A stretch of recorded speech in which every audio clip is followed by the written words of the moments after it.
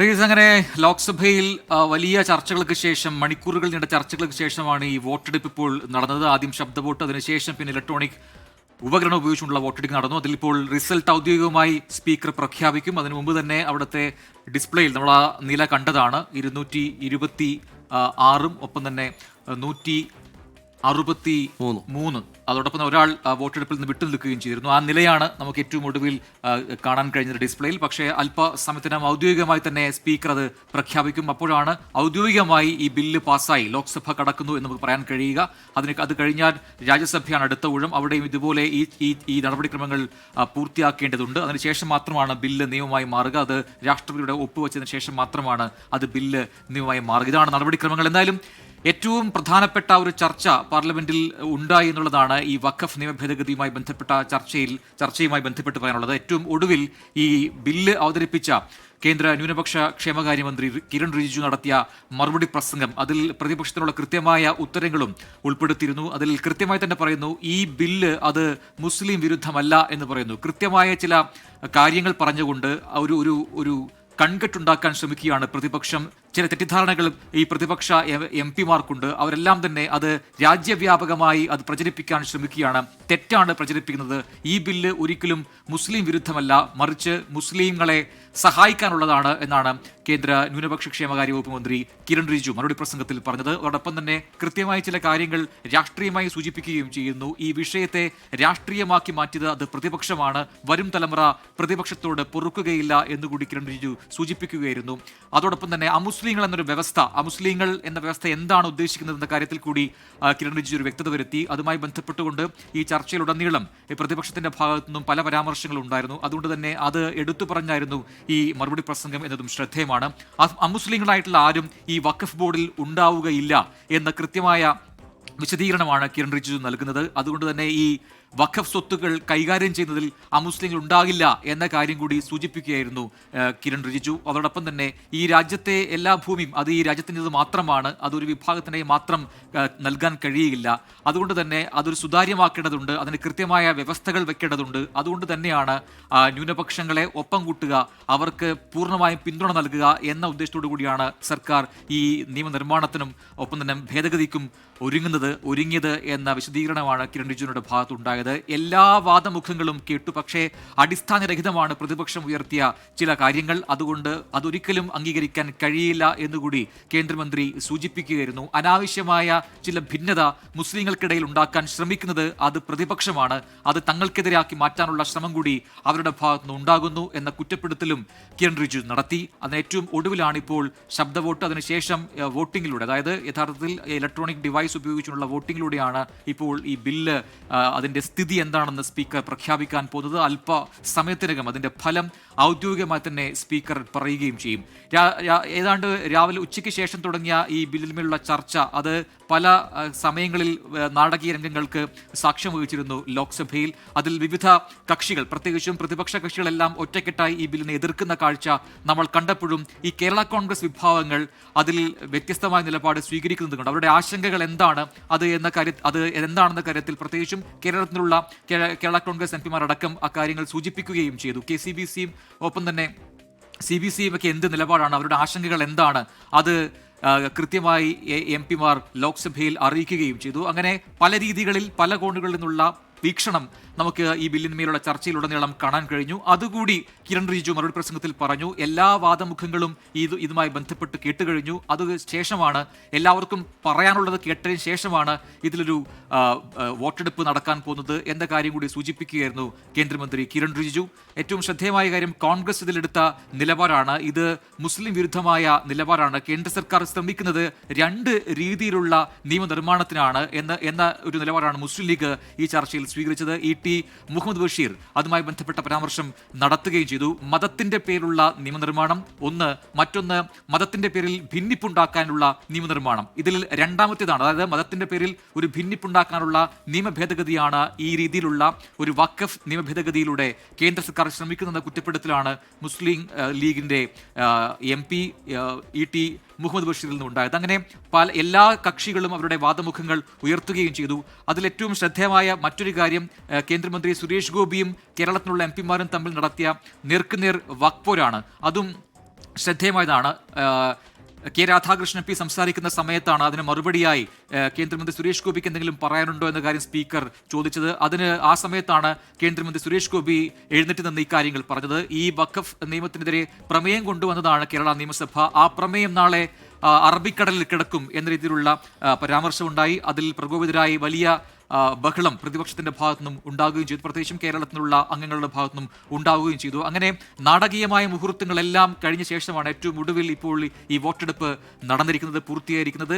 മറ്റൊരു പ്രധാനപ്പെട്ട കാര്യം, അല്പസമയം മുൻപ് ഏറ്റവും ഒടുവിലായി സംസാരിച്ച അസദുദ്ദീൻ ഒവൈസി നടത്തിയ പരാമർശങ്ങൾ ഇത് മുസ്ലിങ്ങളെ അവഹേളിക്കുന്ന ബില്ലാണ് എന്ന രീതിയിലുള്ള പരാമർശം നടത്തി. മാത്രമല്ല അതിൽ പ്രതിഷേധിച്ചുകൊണ്ട് ഞാൻ ഈ ബില്ല് പ്രതീകാത്മകമായി കീറിയെറിയുന്നു എന്ന് പറഞ്ഞ് അതിന്റെ ഭാഗങ്ങൾ കീറിയെറിഞ്ഞാണ് അസദുദ്ദീൻ ഒവൈസി ഈ സമയത്ത് സംസാരിച്ചത്. അങ്ങനെ നാടകീയമായ പല രംഗങ്ങളും കടന്ന ശേഷമാണ് ഇപ്പോൾ ലോക്സഭയിൽ ഈ വോട്ടെടുപ്പ് പൂർത്തിയായിരിക്കുന്നതാണ്. അല്പസമയത്തിനകം സ്പീക്കർ ഔദ്യോഗികമായി ഈ വോട്ടിംഗ് നില അറിയിക്കും. നമുക്ക് നേരത്തെ അറിയാവുന്നതാണ്. എന്തായാലും ലോക്സഭയിൽ ഈ ബില്ല് പാസ്സാകും. അതിൽ ആരൊക്കെയാണ്, അതിലെ നില എത്രയാണ്, കക്ഷി നില എത്രയാണ്, ആരൊക്കെ അനുകൂലിക്കുന്നു, ആരൊക്കെ അതിനെ പ്രതികൂലമായി നിൽക്കുന്നു എന്നതിലാണ് നമുക്ക് അത് കൃത്യമായൊരു കണക്ക് അറിയേണ്ടത്. ഒരു ആൾ ഈ വോട്ടെടുപ്പിൽ നിന്ന് വിട്ടുനിന്നിട്ടുണ്ട്. അബ്സ്റ്റെയിൻ എന്ന രീതിയിൽ നേരത്തെ നമ്മൾ ഡിസ്പ്ലേയിൽ കണ്ടത് ഒരാളുടെ ഒരു നമ്പർ മാത്രമാണ്. അങ്ങനെയെങ്കിൽ അത് ആര് എന്നൊക്കെയുള്ള വിവരങ്ങൾ അല്പസമയത്തിനകം ലഭ്യമാകുകയും ചെയ്യും. എന്തായാലും ഏറ്റവും ശ്രദ്ധേയമായ കാര്യം കിരൺ റിജിജു സൂചിപ്പിച്ചത് തന്നെയാണ്. വളരെ നല്ല ചർച്ച ഇതിൽ നടന്നു, ഈ വിഷയത്തിന്മേൽ നടന്നു എന്നുള്ളതാണ്. മുനമ്പമടക്കം പരാമർശിച്ചുകൊണ്ടാണ് മറുപടി പ്രസംഗത്തിൽ കിരൺ റിജിജു സംസാരിച്ചത്. അതിൽ പറയുന്നു, പക്ഷങ്ങളെ ഒപ്പം കൂട്ടുന്നതാണ് കേന്ദ്ര സർക്കാരിന്റെ നിലപാട്.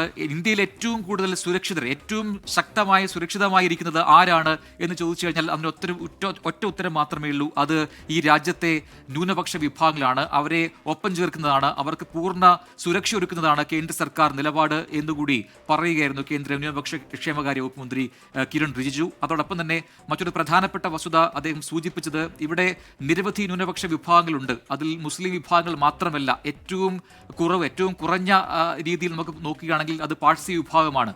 അവർക്ക് പോലും പല അവകാശ ലംഘനങ്ങളും ഉണ്ടാകുന്നുണ്ട്. ആ സമയത്താണ് വഖഫ് എന്ന് പറയുന്ന രീതിയിൽ പല രീതിയിലുള്ള തട്ടിപ്പുകളും നടന്നത്. വഖഫിന്റെ പേരിൽ ഒരുപാട് ഭൂമി പലരും കൈയടക്കി വയ്ക്കുന്നുണ്ട്. അപ്പോൾ അതിനെല്ലാം ഒരു സുതാര്യത ഉണ്ടാവണം. അത് കൃത്യമായ ഒരു അഡ്മിനിസ്ട്രേഷനിലൂടെ കടന്നു പോകണം.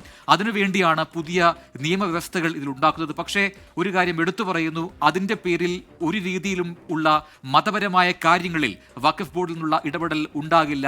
ഒരാളും ബോർഡിൽ അമുസ്ലിങ്ങളായി ഉണ്ടാകില്ല. ആ വ്യവസ്ഥ ഉറപ്പു തരുന്നുണ്ട് എന്നുകൂടി സൂചിപ്പിക്കുകയായിരുന്നു കേന്ദ്രമന്ത്രി കിരൺ റിജിജു. അല്പസമയത്തിനകം ഈ വോട്ടിംഗ് നില ഔദ്യോഗികമായി സ്പീക്കർ പ്രഖ്യാപിക്കുകയും ചെയ്യും. റിജിത്ത്, പ്രജൻസി കണ്ണൻ വിവരങ്ങൾ നൽകുകയായിരുന്നു. വഖഫ് ബോർഡിൽ മുസ്ലിം ഇതരാംഗങ്ങളെ ഉൾപ്പെടുത്തിക്കൊണ്ടുള്ള ഭേദഗതി ബില്ലിലെ വ്യവസ്ഥയിൽ അതിൽ കേന്ദ്ര സർക്കാർ വിശദീകരണം നൽകുന്നുണ്ട്. നേരത്തെ അമിത്ഷാ സംസാരിക്കുന്ന ഘട്ടത്തിലും പിന്നീട് കിരൺ റിജിജു സംസാരിക്കുന്ന ഘട്ടത്തിലും അതുമായി ബന്ധപ്പെട്ടുള്ള കാര്യങ്ങൾ വിശദീകരിക്കുന്നുണ്ട് കേന്ദ്ര സർക്കാർ. ബോർഡിലെ മുസ്ലിം ഇതരാംഗങ്ങൾക്ക് മതപരമായ കാര്യങ്ങൾ കൈകാര്യം ചെയ്യുന്നതിൽ യാതൊരു പങ്കും ഉണ്ടായിരിക്കില്ല എന്നവർ വിശദീകരിക്കുന്നുണ്ട്. ലോക്സഭയിലെ ഈ ബില്ലുമായി ബന്ധപ്പെട്ടുള്ള ചർച്ചയിൽ അവരത് ചൂണ്ടിക്കാട്ടുന്നു. ബില്ലിനെക്കുറിച്ച് പ്രതിപക്ഷം വലിയ രീതിയിൽ തെറ്റിദ്ധാരണ പരത്തുന്നു. മുസ്ലിം വിഭാഗങ്ങൾക്കിടയിൽ ഭയം ജനിപ്പിക്കുന്ന തരത്തിലുള്ള പരാമർശങ്ങൾ രാജ്യവ്യാപകമായി അത്തരത്തിലുള്ള പ്രചാരണങ്ങൾ അവർ നടത്തുന്നു എന്ന വിമർശനം കേന്ദ്ര സർക്കാർ ഉയർത്തുകയാണ്. ഏതെങ്കിലും ഒരു സമുദായത്തിൻ്റെ മതാചാരങ്ങളിൽ കൈകടത്തുന്നതല്ല ഈ നിർദ്ദിഷ്ടമായിട്ടുള്ള നിയമനിർമ്മാണം എന്ന് കേന്ദ്ര സർക്കാർ വിശദീകരിക്കുകയാണ്. വഖഫ് വസ്തുവകകൾ കൈകാര്യം ചെയ്യുന്നതിൽ സുതാര്യത ഉറപ്പുവരുത്തുകയാണ്. നിലവിലുള്ള തർക്കങ്ങൾക്ക് പരിഹാരം കാണുകയാണ്. അല്പം കൂടി സുതാര്യമായി അത് കൈകാര്യം ചെയ്യുന്ന രീതിയിലേക്ക് കേന്ദ്ര സർക്കാർ കടക്കുകയാണ് അതൊരു നിയമനിർമ്മാണത്തിലൂടെ എന്നാണ് സർക്കാർ വിശദീകരിക്കുന്നത്. വലിയ തരത്തിലുള്ള ക്രമക്കേടുകൾ, സുതാര്യതയില്ലായ്മ ഒക്കെ നിലവിലെ നിയമവുമായി ബന്ധപ്പെട്ട് നിലനിൽക്കുന്നുണ്ട്. അതിനെയൊക്കെ മറികടക്കുക എന്നുള്ളതാണ് ലക്ഷ്യം എന്ന് കേന്ദ്ര സർക്കാർ വിശദീകരിക്കുന്നു. പ്രതിപക്ഷം വലിയ രീതിയിലുള്ള വിമർശനങ്ങൾ ഉയർത്തുമ്പോൾ തന്നെ തങ്ങളുടെ വോട്ട് ബാങ്കിനു വേണ്ടി ന്യൂനപക്ഷങ്ങൾക്കിടയിൽ ഭയം നിറയ്ക്കാനുള്ള ശ്രമം പ്രതിപക്ഷത്തിൻ്റെ ഭാഗത്തു നിന്നുണ്ടാകുന്നു എന്ന വിമർശനമാണ് കേന്ദ്ര സർക്കാർ ഉയർത്തുന്നത്. ഈ വഖഫ് ബോർഡിലെ മുസ്ലിം ഇതരാംഗങ്ങളുടെ ചുമതല അതിൻ്റെ മതപരമായ കാര്യങ്ങൾ പരിശോധിക്കുകയല്ല, അല്ലെങ്കിൽ അത്തരത്തിൽ മതപരമായ കാര്യങ്ങളിൽ ഇടപെടുകയല്ല.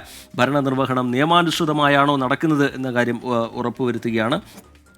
എന്ത് കാര്യത്തിനാണോ ഈ സംഭാവനയായി ഇത് ലഭിക്കുന്നത്, ആ തുക അതിനു വേണ്ടി തന്നെയാണോ, അല്ലെങ്കിൽ ആ സ്വത്ത് അതിനു വേണ്ടി തന്നെയാണോ വിനിയോഗിക്കുന്നത്, അക്കാര്യങ്ങളിലൊക്കെ ഒരു സുതാര്യത ഉറപ്പുവരുത്തുന്നതിൻ്റെ ഭാഗമായി അവരത്തരത്തിലുള്ള കാര്യങ്ങളായിരിക്കും പരിശോധിക്കുക. അതാണ് അവരുടെ ഉത്തരവാദിത്വം എന്നുള്ളതായിരുന്നു അമിത്ഷാ വിശദീകരിച്ചത്.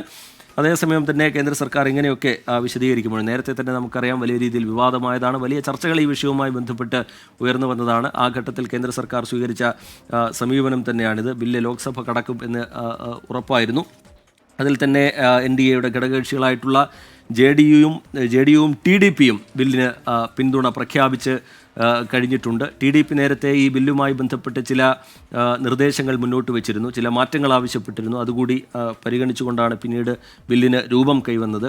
JDUവിനെ സംബന്ധിച്ചിടത്തോളമാണെങ്കിൽ ബീഹാറിൽ തെരഞ്ഞെടുപ്പ് നടക്കാൻ പോകുന്ന ഒരു സാഹചര്യമുണ്ട്. ആ ഘട്ടത്തിൽ JDU എന്ത് നിലപാടാണ് ഈ ബില്ലുമായി ബന്ധപ്പെട്ട് സ്വീകരിക്കുക എന്നുള്ളത് ഒരു ഘട്ടത്തിൽ വലിയ ആകാംക്ഷയായി നിന്നിരുന്നു. പക്ഷേ JDUവും ഈ ബില്ലിലെ വ്യവസ്ഥകൾക്ക് പിന്തുണ പ്രഖ്യാപിക്കുകയാണ്. എന്തായാലും അല്പസമയത്തിനകം ഔദ്യോഗികമായി സ്പീക്കർ ഈ ശബ്ദ വോട്ടിൻ്റെ റിസൾട്ട് പ്രഖ്യാപിക്കും. നേരത്തെ തന്നെ നമ്മൾ കണ്ടതാണ്. 226 അംഗങ്ങൾ ബില്ലിനെ അനുകൂലിക്കുന്നു, 163 അംഗങ്ങൾ ബില്ലിനെ എതിർക്കുന്നു. കേന്ദ്ര സർക്കാരിനെതിരെ പ്രധാനമായി ഉയർന്നു വന്ന വിമർശനം, ഈ നിയമ ഭേദഗതിയുമായി ബന്ധപ്പെട്ട് ഉയർന്നു വന്ന പ്രധാനപ്പെട്ട വിമർശനം, അത് ന്യൂനപക്ഷങ്ങളെ വേട്ടയാടാനുള്ള നീക്കമാണ്, അവരുടെ സ്വത്തുക്കൾ കൈവശപ്പെടുത്താനുള്ള നീക്കമാണ് കേന്ദ്ര സർക്കാരിൻ്റെ ഭാഗത്തു നിന്നുണ്ടാവുന്നത് എന്നാണ്. അതിൽ ഈ ചർച്ചയിലുടനീളം ഭരണപക്ഷത്തു നിന്നുള്ള അംഗങ്ങൾ അതുമായി ബന്ധപ്പെട്ട് വിശദീകരണം നൽകുന്നത് നമ്മൾ കണ്ടു. ആരാധനാലയങ്ങൾ പിടിച്ചെടുക്കാൻ വേണ്ടിയുള്ളതല്ല ഈ ബില്ല് എന്നുള്ള കാര്യം കിരൺ റിജിജു ചൂണ്ടിക്കാട്ടുന്നുണ്ടായിരുന്നു. ഇത് ഭരണഘടനാ വിരുദ്ധമല്ല, ഇതിനെ എതിർക്കുന്നതാണ് ഭരണഘടനാ വിരുദ്ധമായ സമീപനം എന്ന വിമർശനം കേന്ദ്ര സർക്കാർ ഉയർത്തുന്നു. സമൂഹത്തെ വിഭജിക്കാനുള്ള നീക്കമല്ല, യാതൊരു തരത്തിലും ന്യൂനപക്ഷങ്ങളെ ഒറ്റപ്പെടുത്താനുള്ള നീക്കമല്ല, ഉപദ്രവിക്കാനുള്ള നീക്കമല്ല എന്നാണ് കേന്ദ്ര സർക്കാർ വിശദീകരിക്കുന്നത്. നിലനിൽക്കുന്ന തർക്കങ്ങൾക്ക് പരിഹാരം കാണുക, അതിനുവേണ്ടിയുള്ള നിയമനിർമ്മാണം എന്ന് കേന്ദ്ര സർക്കാർ വിശദീകരിക്കുന്നുണ്ട്. വഖഫ് ബൈ യൂസർ വ്യവസ്ഥ ഒഴിവാക്കിയതിന് കേന്ദ്ര സർക്കാരിൻ്റെ വിശദീകരണം, രേഖകളില്ലാതെ ഒരു വസ്തുവിൻ്റെ ഉടമസ്ഥാവകാശം എങ്ങനെ സ്ഥാപിക്കാൻ കഴിയുമെന്നുള്ളതാണ്. ഇതുമായി ബന്ധപ്പെട്ട് നടക്കുന്ന നിയമ പോരാട്ടങ്ങൾ, തർക്കങ്ങൾ, അനിശ്ചിതത്വങ്ങൾ, ഇതിനൊക്കെ പരിഹാരം കാണുന്നതിന് വേണ്ടിയുള്ള ബില്ല് എന്ന് കേന്ദ്ര സർക്കാർ വിശദീകരിക്കുന്നു. അപ്പോഴും പ്രതിപക്ഷ നിരയിൽ നിന്ന് വലിയ രീതിയിലുള്ള വിമർശനം ഈ ചർച്ചയിൽ ഉയർന്നു വരുന്നത് നമ്മൾ കണ്ടതാണ്. അത് KC വേണുഗോപാൽ സംസാരിക്കുമ്പോഴായിക്കോട്ടെ, കോൺഗ്രസിൽ നിന്ന് മറ്റംഗങ്ങൾ സംസാരിക്കുമ്പോഴായിക്കോട്ടെ, കേരളത്തിൽ നിന്നുള്ള K രാധാകൃഷ്ണൻ സംസാരിക്കുമ്പോഴൊക്കെ വലിയ രീതിയിലുള്ള വിമർശനം ബില്ലുമായി ബന്ധപ്പെട്ട് ഉയർന്നു. ആ വിമർശനത്തിൻ്റെ തന്നെ ഫോക്കസ് ഈ രാജ്യത്തെ ഭിന്നിപ്പിക്കാനുള്ള BJPയുടെ ശ്രമത്തിൻ്റെ ഭാഗമായി രൂപപ്പെട്ട നിയമ ഭേദഗതി എന്നുള്ളതായിരുന്നു. അയൽ രാജ്യങ്ങളിലടക്കം ന്യൂനപക്ഷങ്ങൾ വേട്ടയാടുന്ന ഘട്ടത്തിൽ അവർ അഭയം പ്രാപിച്ചത് ഇന്ത്യയാണ്. ഇന്ത്യക്ക് അങ്ങനെ ഒരു സമീപനമില്ല, കേന്ദ്ര സർക്കാരിന് അങ്ങനെ ഒരു സമീപനമില്ല എന്നുള്ളതാണ് കേന്ദ്ര സർക്കാരിൻ്റെ മറുവാദം. എന്തായാലും ഈ ബില്ല് പാസ്സാവുന്നതോടുകൂടി 610 കുടുംബങ്ങൾ, മുനമ്പത്തുള്ള 610 കുടുംബങ്ങളടക്കം ഈ ബില്ല് പാസ്സാകുമോ എന്നുള്ള കാര്യം ഉറ്റുനോക്കുകയായിരുന്നു. പക്ഷേ ഏത് വ്യവസ്ഥയിലാണ് ഒരു കാര്യമുണ്ട്, ഇപ്പോൾ റീത്ത് പറഞ്ഞ ആ കാര്യം തന്നെയാണ്. അതായത് പ്രതിപക്ഷം ഈ ശ്രമിക്കുന്നത് എന്താണ്, ഇവിടുത്തെ ന്യൂനപക്ഷങ്ങളെ ഭിന്നിപ്പിക്കാൻ ശ്രമിക്കുന്നത് തിരിച്ചടിക്കുന്നുണ്ട്. അതായത് ചർച്ചയിൽ ഒരു ഘട്ടത്തിൽ കേന്ദ്ര സർക്കാരിനെതിരെ പ്രതിപക്ഷം എന്തുന്നയിച്ചോ അതേ കാര്യം ഏറ്റവും ഒടുവിൽ ഈ മറുപടി പ്രസംഗത്തിൽ കേന്ദ്രമന്ത്രി കിരൺ റിജിജു പറഞ്ഞതും അതേ കാര്യമാണ്. യഥാർത്ഥത്തിൽ ഇവിടുത്തെ ന്യൂനപക്ഷത്തെ, പ്രത്യേകിച്ച് മുസ്ലിങ്ങളെ ഭിന്നിപ്പിക്കാനുള്ള ശ്രമമാണ് പ്രതിപക്ഷം നടത്തുന്നത് എന്ന രീതിയിൽ, അതേ ഒരേ വിഷയം അങ്ങോട്ടും ഇങ്ങോട്ടും ആരോപിക്കുന്ന കാഴ്ചയും നമ്മൾ ഈ ചർച്ചയിൽ കണ്ടു. അങ്ങനെ ഒരു ചർച്ച അത് അതിൻ്റെതായ രീതിയിൽ നടന്നു എന്നതിൽ യാതൊരു സംശയവുമില്ല. കുറേ നാളുകൾക്ക് ശേഷമാണ് സഭയിൽ, പാർലമെന്റിൽ ഇങ്ങനെ വളരെ കാര്യക്ഷമമായ ഒരു വിഷയത്തിൽ ചർച്ച ഉണ്ടാകുന്നത് എന്നത് വളരെ പോസിറ്റീവായിട്ട് എടുക്കാം. പക്ഷേ ഇതിലിപ്പോൾ നമുക്ക് അറിയുന്നത് പോലെ ഇതിൻ്റെ അംഗസംഖ്യ നോക്കുകയാണെങ്കിൽ ഈ ബില്ല് പാസ്സാക്കിയെടുക്കാൻ കഴിയും. പക്ഷേ വളരെ കാര്യക്ഷമമായി ചർച്ചകൾ നടക്കുന്നു, വളരെ കാര്യക്ഷമമായി ഓരോ വിഭാഗത്തിൻ്റെയും നിലപാടുകൾ എന്താണ്, അത് രാഷ്ട്രീയമായിക്കോട്ടെ അല്ലെങ്കിൽ ആരെ പിന്തുണയ്ക്കുന്നു അതുമായി ബന്ധപ്പെട്ട നിലപാടുകൾ പറയുന്നു എന്നതിലാണ് ഏറ്റവും ശ്രദ്ധേയമായ കാര്യം. അതാണ് ജനാധിപത്യം മുന്നോട്ട് വെക്കുന്ന കാര്യം. അങ്ങനെ സഭയിൽ കാര്യക്ഷമമായ ചർച്ചകൾ ഉണ്ടാകുന്നു. ഇതിന് സമാനമായ രീതിയിൽ നാളെ രാജ്യസഭയിലും ചർച്ചയുണ്ടാകും. അതിനുശേഷം മാത്രമേ ഈ ബില്ല് നിയമമായി മാറുകയുള്ളൂ എന്നൊക്കെ നമുക്കറിയാം.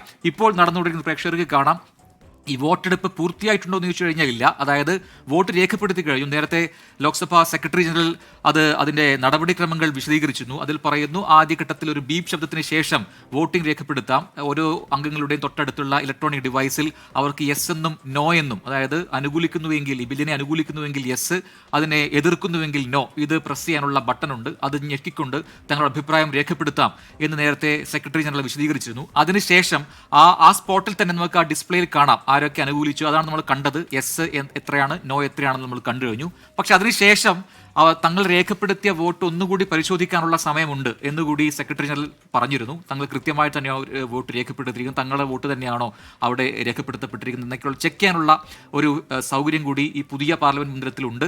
അതാണിപ്പോൾ നടന്നുകൊണ്ടിരിക്കുന്നത്. അതിനുശേഷം മാത്രമായിരിക്കും, ഓരോരുത്തരും അത് പൂർത്തിയാക്കിയ ശേഷം മാത്രമായിരിക്കും ഔദ്യോഗികമായിട്ട് അതിൻ്റെ ഒരു ഫലപ്രഖ്യാപനം ഉണ്ടാവുക. അതിനായുള്ള കാത്തിരിപ്പിലാണ്. എന്തായാലും നമുക്കറിയുന്നത് പോലെ ഈ ബില്ല് ഈ രീതിയിൽ തന്നെ പാസ്സാക്കിയെടുക്കാൻ കഴിയും ഭരണപക്ഷത്തിന്. കാരണം അവരുടെ അംഗസംഖ്യ അത്രമാത്രമുണ്ട്. നേരത്തെ കണ്ടതുപോലെ ഏതാണ്ട് 226 പേർ അതിനെ അനുകൂലിച്ച് വോട്ട് രേഖപ്പെടുത്തിയിട്ടുണ്ട്. 163ഓളം പേർ മാത്രമാണ് അതിനെ പ്രതികൂലിച്ച്, അതിനെ എതിർത്ത് വോട്ട് രേഖപ്പെടുത്തിയിരിക്കുന്നത്. ഇനി ചർച്ചയിലേക്ക് വന്നു കഴിഞ്ഞാൽ നേരത്തെ അമിത്ഷാ പറഞ്ഞ വളരെ പ്രധാനപ്പെട്ട ഒരു കാര്യമുണ്ട്. അത് രാജ്യത്ത് ഭിന്നിപ്പ് ഉണ്ടാക്കാനല്ല നമ്മൾ ശ്രമിക്കുന്നത്, മറിച്ച് ന്യൂനപക്ഷ വിഭാഗങ്ങളെ ഒപ്പം ചേർക്കാൻ വേണ്ടിയാണ് എന്ന കാര്യം അമിത്ഷാ എടുത്തു പറയുകയുണ്ടായി. മറ്റൊരു പ്രധാനപ്പെട്ട കാര്യം, ഒരുപാട് പേർ ഈ വഖഫിന്റെ പേര് പറഞ്ഞ് ഭൂമി കൈക്കലാക്കി വെച്ചിട്ടുണ്ട്. അത് തിരിച്ചു പിടിക്കുക മാത്രമല്ല, ഇനി ആ രീതിയിൽ ഭൂമി നഷ്ടപ്പെട്ടു പോകാതിരിക്കാനുള്ള ഒരു വകുപ്പുണ്ടാക്കുക, അതിനൊരു നടപടി ഉണ്ടാക്കുക, ഒരു ക്രമം ഉണ്ടാക്കുക. അതിനാണ് ഈ രീതിയിലുള്ള വ്യവസ്ഥകൾ ഇതിൽ കൊണ്ടുവന്നത് എന്ന് ആഭ്യന്തരമന്ത്രി അമിത്ഷാ സൂചിപ്പിച്ചു. അതേസമയത്ത് തന്നെ കൃത്യമായി പ്രതിപക്ഷത്തെ വിമർശിക്കുന്നുമുണ്ട് അമിത്ഷാ. 2013 അതായത് 2014 പൊതുതെരഞ്ഞെടുപ്പ് നടക്കുന്നതിന് തൊട്ട് മുൻപ് അധികാരത്തിൽ നിന്നത് UPA സർക്കാരായിരുന്നു. ആ സമയത്ത് തന്നെ ഈ ബില്ലിൽ ഒരു അമെൻമെന്റ്, ഒരു ഭേദഗതി അവർ കൊണ്ടുവന്നതാണ്. അതിനുശേഷമാണ് ഇത്രയും പ്രശ്നങ്ങൾ ഈ വഖഫ് ബോർഡുമായി, വഖഫ് സ്വത്തുവകകളുമായി ഉണ്ടായത്. 2013 എന്തിനാണ് കോൺഗ്രസ് നേതൃത്വം നൽകുന്ന UPA സർക്കാർ അന്ന് ആ ഭേദഗതി ഉണ്ടാക്കിയത് എന്ന ചോദ്യം ചോദിച്ചു. അതിന് ഉത്തരവും അമിത്ഷാ തന്നെ പറയുന്നു. അതിന് മറ്റൊരു ഉത്തരമില്ല. 2014 വോട്ടെടുപ്പിൽ അല്ലെങ്കിൽ പൊതുതെരഞ്ഞെടുപ്പിൽ ലാഭമുണ്ടാക്കാൻ, രാഷ്ട്രീയമായ ലാഭമുണ്ടാക്കാൻ അല്ലെങ്കിൽ വോട്ട് സമാഹരിക്കാൻ വേണ്ടി ഉണ്ടാക്കിയ നടപടിയായിരുന്നു അത്. ആ സമയത്ത് തന്നെ ഏതാണ്ട് 123 സ്വത്തുവകകൾ വഖഫിലേക്ക് സംഭാവന ചെയ്തിരുന്നു ഡൽഹിയിൽ എന്നുകൂടി ആഭ്യന്തരമന്ത്രി അമിത്ഷാ കോൺഗ്രസിനെ കുറ്റപ്പെടുത്തിക്കൊണ്ട് പറഞ്ഞു. ഇതിപ്പോൾ നടപടിക്രമങ്ങളുടെ അവസാന ഘട്ടത്തിലേക്ക് കടക്കുന്നു എന്ന് തോന്നുന്നു. റിജിത്ത്,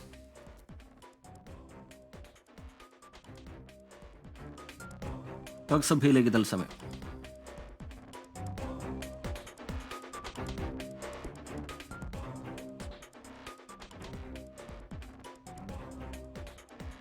അവിടെ നിന്നും അല്പ സമയത്തിനകം നമുക്ക് അതിന്റെ വിശദാംശങ്ങൾ ലഭിക്കും എന്നാണ് അറിയുന്നത്. ശരി, നേരത്തെ രാഹുൽ ഗാന്ധിയുടെ പ്രതികരണം കൂടി ഇതുമായി ബന്ധപ്പെട്ട് ഈ ചർച്ചകൾ ഒരു ഘട്ടത്തിൽ എത്തി നിൽക്കുമ്പോഴാണ് രാഹുൽ ഗാന്ധിയുടെ പ്രതികരണം വരുന്നത്. വഖഫ് ഭേദഗതി ബില്ല് അത് മുസ്ലിങ്ങളെ അരികുവൽക്കരിക്കാനുള്ളതാണ്. നേരത്തെ തന്നെ കോൺഗ്രസ് സ്വീകരിക്കുന്ന സമീപനമാണത്.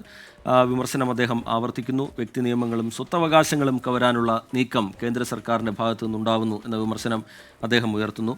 മറ്റൊന്ന് മുനമ്പവുമായി ബന്ധപ്പെട്ട് ഉയർന്നു വന്ന ചർച്ചകളാണ്. അതിൽ നേരത്തെ കേന്ദ്ര സർക്കാർ വിശദീകരിച്ച് നമ്മൾ ചൂണ്ടിക്കാട്ടി. അതിൽ ഈ 610 കുടുംബങ്ങളുടെ പ്രശ്നത്തിന് പരിഹാരമുണ്ടാകുമെന്ന് ഏത് വ്യവസ്ഥയുടെ അടിസ്ഥാനത്തിലാണ് പറയുന്നത് എന്നുള്ള ചോദ്യം പ്രതിപക്ഷത്തിൻ്റെ ഭാഗത്ത് നിന്ന് നമ്മൾ ഉയർന്നു കേട്ടത്. നേരത്തെ ഹൈബീഡനൊക്കെ സംസാരിക്കുന്ന ഘട്ടത്തിൽ നിങ്ങൾ ഏത് വ്യവസ്ഥയുടെ അടിസ്ഥാനത്തിലാണ് ആ പ്രശ്നത്തിന് പരിഹാരമുണ്ടാകും എന്ന കാര്യം സൂചിപ്പിക്കുന്നത്, അത് കേന്ദ്രമന്ത്രി തന്നെ വിശദീകരിക്കണമെന്ന കാര്യമൊക്കെ പ്രതിപക്ഷ നിരയിൽ നിന്ന് ഉയർന്നു വന്നതും നമ്മൾ കേട്ടു.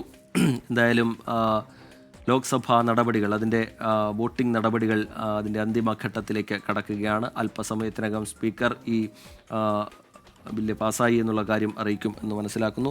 നേരത്തെ വോട്ടിങ്ങുമായി ബന്ധപ്പെട്ടുള്ള കണക്ക് അവിടെ നമ്മൾ കണ്ടതാണ്. 226 അംഗങ്ങൾ ബില്ലിനെ പിന്തുണയ്ക്കുന്നതും 163 പേർ എതിർക്കുന്നതും കണ്ടു. അത് ഔദ്യോഗികമായി പ്രഖ്യാപിക്കേണ്ടത് സ്പീക്കറാണ്. സ്പീക്കറുടെ പ്രതികരണം അത് സംബന്ധിച്ച് അല്പസമയത്തിനകം തന്നെ ഉണ്ടാകും.